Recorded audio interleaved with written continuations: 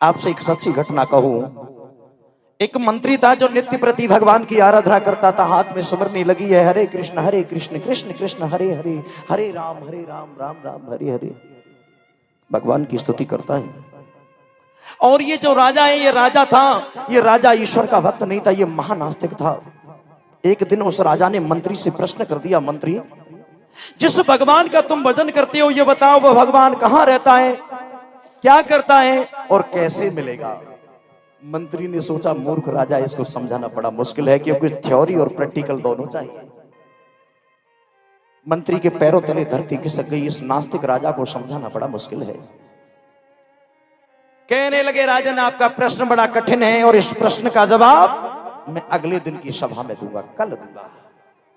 और मंत्री अपने घर चले गए।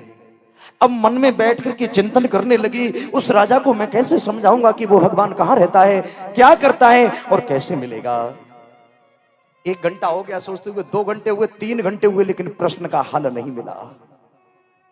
तब तक देखा, पत्नी बोली, बेटा अपने पिताजी से कहो भोजन का टाइम हो गया, भोजन कर लें।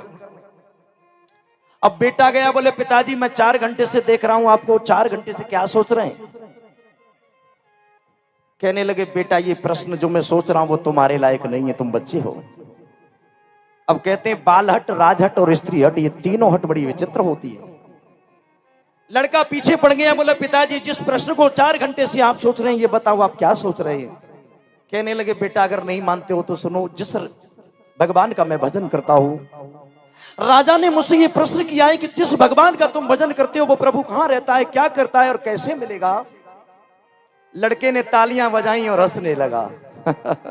पिताजी छोटे से प्रश्न को सोचते हुए आपको 4 घंटे हो गए, इस प्रश्न का जवाब मैं दूंगा। मंत्री बोले, तो बेटा बताओ वो भगवान क्या करता है।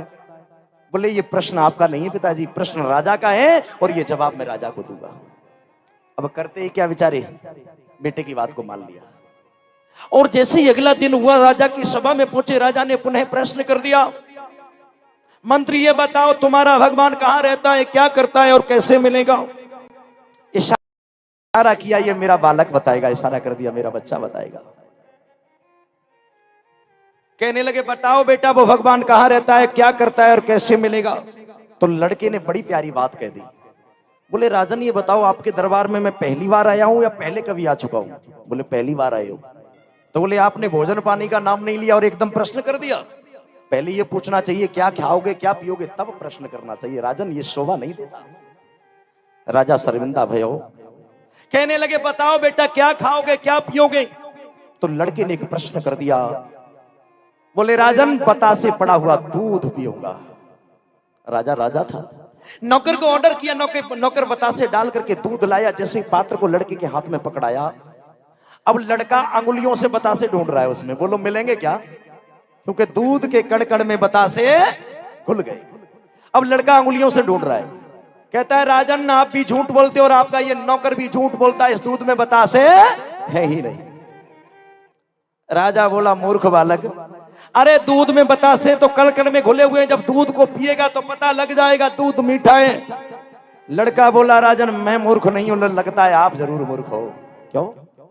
जिस तरह से दूध के कण कण में बतासे घुले हुए हैं, वैसे ही परमपिता परमात्मा भी कण कण में घुला हुआ है।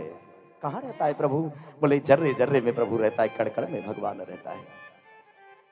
जैसे दूध के बतासों को आप अंगुलियों से नहीं पकड़ सकती, जब ये जिब्या की सानिध्य में जाएगा तो पता लग जाएगा दूध मीठा है। ठीक उसी तरह से राजन, जब आप आंखें बंद करके सदगुरु की सन्निधि में जा करके भगवान का चिंतन करोगे तो इस हृदय के अंदर भगवान का दर्शन हो जाएगा। बेटा मैं आपके एक प्रश्न से संतुष्ट हो गया, भगवान कहां रहता है, कण कण में रहता है, एक जगह वो मेरा प्रभु नहीं है।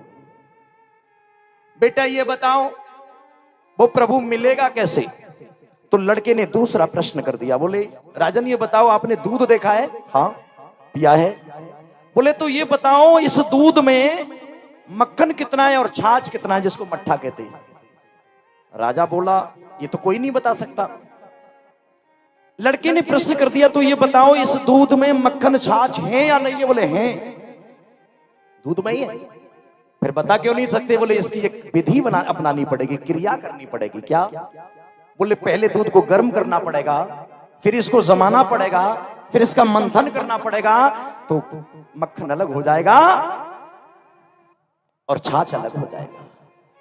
कहने लगे बेटा कहने लगा राजन, अपने मन को गुरुजी के चरणों में जमा दो और गुरुजी जो नामदान देंगे, जो गुरु मंत्र देंगे, उससे मंथन करो। हृदय का मंथन करोगे तो इस हृदय के अंदर परमात्मा पृथक ही नजर आ जाएगा। भजन करने से प्रभु मिलेगा। कहां मिलेगा? भजन करने से मेरा प्रभु मिलेगा। बोले बेटा मैं 2 प्रश्नों से संतुष्ट हो गया, कड़कड़ में भगवान रहता है और भजन करने से प्रभु मिलेगा। तीसरा प्रश्न और बता दो, वो ईश्वर करता क्या है? बड़ी इंपॉर्टेंट बात है सज्जनों। अब ईश्वर करता क्या है? अब लड़के ने एक प्रश्न कर दिया। बोले राजन ये बताओ, मुझसे जो प्रश्न पूछ रही हो ये गुरु बना करके पूछ रही हो या शिष्य? अब राजा बोला अगर मैं इसको गुरु नहीं कहूंगा तो ये प्रश्न नहीं बताएगा। बोले गुरु जी आप हो तो आप ही प्रश्न बताओ। बोले बेटा मैं तुम्हें गुरु बना करके प्रश्न पूछ रहा हूं। तो बोले गुरु जी नीचे खड़े और चेला सिंहासन पर बैठा है, ऐसे प्रश्न का जवाब नहीं दूंगा। राजा को फंसा दिया। राजा शर्मिंदा भयो। बोले क्या करना है बेटा? बोले आप नीचे उतरो, गुरुजी सिंहासन पर बैठेंगे, इस गद्दी पर बैठेंगे, तुम्हारे प्रश्न का जवाब दे देंगे। अब राजा को प्रश्न पूछना था, जिज्ञासु था।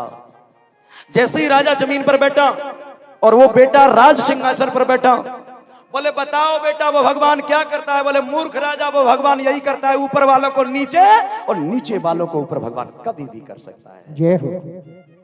बोले राजा कौन है? राजा बोला राजगद्दी पर आप बैठे हो बेटा, राजा इस समय आप हो।